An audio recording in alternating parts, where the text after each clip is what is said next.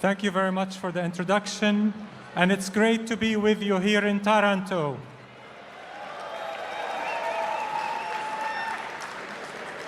Antonio Gramsci wrote in a different era with a prophetic vision, "The old world is dying and the new world struggles to be born. Now is the time of monsters." Palestinians facing and resisting Israel's ongoing live-stream genocide in Gaza and accelerated ethnic cleansing in the West Bank know exactly what the time of monsters looks like. Murdering tens of thousands and burning our children alive, denying millions basic food, water, and medical needs, erasing most of Gaza's 4,000-year-old civilization, destroying hospitals. So sorry, Omar, maybe we don't have the translation yet. We have to wait. Okay. It's okay? La regia mi conferma che sta andando la traduzione? Me la manda gentilmente, mi date un ok? Voi vedete la traduzione sul LED wall?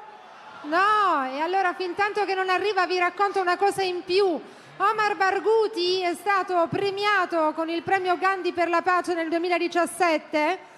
La sua vita è stata seriamente compromessa. Okay. Ci siamo? Giusto? Ce l'avete? Allora ricominciamo da capo. Omar Barghouti, grazie. Thank you. Antonio Gramsci wrote in a different era, but with prophetic vision, "The old world is dying and the new world struggles to be born. Now is the time of monsters."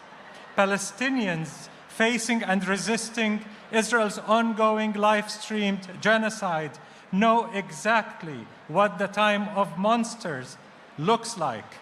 Murdering tens of thousands and burning our children alive, denying millions their basic food, water, and medical needs, erasing most of Gaza's 4,000-year-old civilization, destroying hospitals, schools, universities, libraries, archaeological treasures, archives, theaters, football stadiums, water pipes, electricity grids, everything.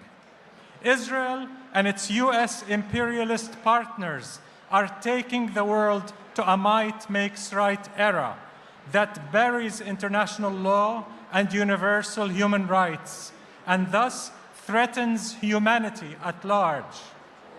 The Israeli-US axis is waging wars of aggression against the peoples of Lebanon, Iran, Syria, while the US is attacking the peoples of Cuba and Venezuela and threatening the people of Greenland.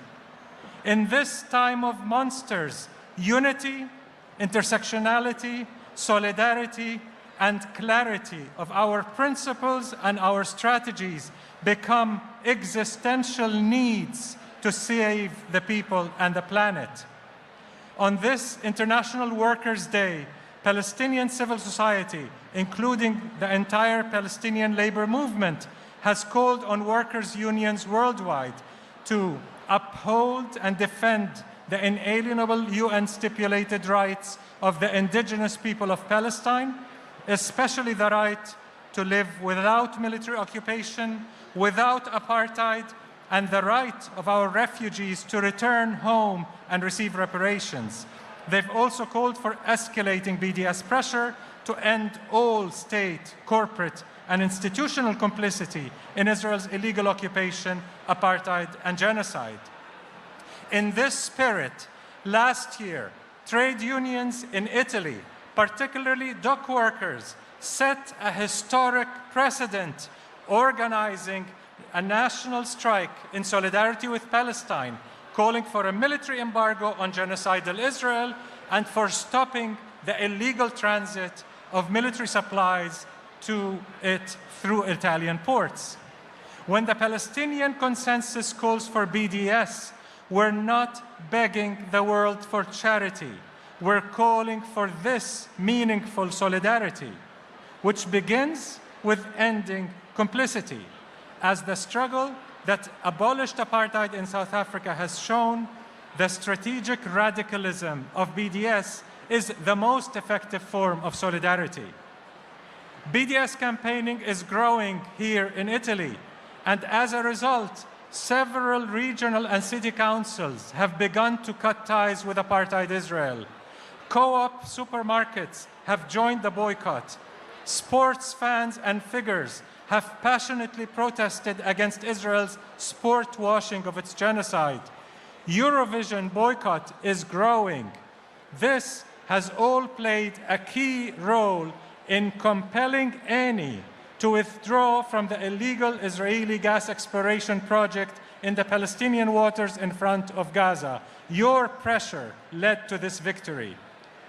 A few months ago, Israeli Prime Minister Netanyahu, wanted by the ICC for war crimes and crimes against humanity, shockingly called for Israel to become a super Sparta, effectively admitting for the first time Israel's unprecedented global isolation.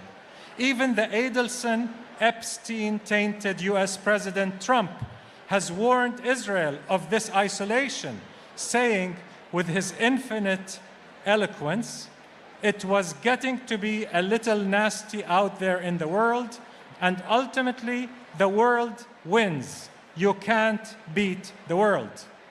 This world is us, all of us, who have persistently and strategically campaigned to end Israel's genocide and dismantle the settler colonial apartheid regime. The BDS movement has been the main engine behind isolating apartheid. This is the time to escalate every campaign for economic, academic, cultural, and sports boycotts, for divestment, for ethical procurement policies, for apartheid-free zones, for military and energy embargoes, and for maritime isolation. It is often said that hope is not a strategy.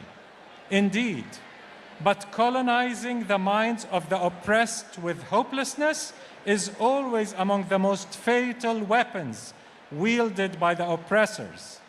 The BDS movement, led by the largest Palestinian civil society coalition in historic Palestine and exile, nourishes radical hope by channeling our unspeakable grief and rage into principled strategic energy to build people power, to end complicity. To close, some in the solidarity movement have expressed genocide fatigue and hopelessness. Well, Palestinians do not have the luxury of genocide fatigue or of giving up hope. Let's decolonize our minds of despair, of neoliberal individualism, of sloganeering, of the fear of monsters, that then we can finally realize what South African Archbishop Desmond Tutu has called the full menu of rights. Long live the working people of Taranto. Long live Palestine. Grazie a Omar Barghouti, grazie.